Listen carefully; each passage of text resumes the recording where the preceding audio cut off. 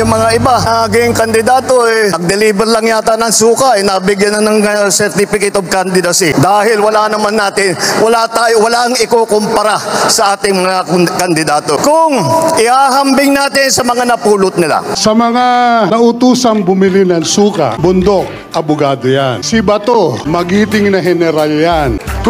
Hindi ko na sasabihin saan magiting yan.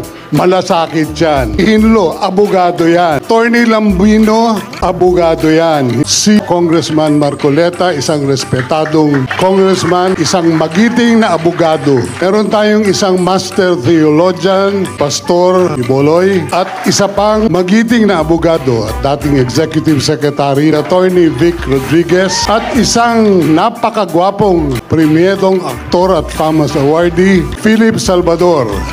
Very effective. Sila po ang mga nautusan bumili ng suka.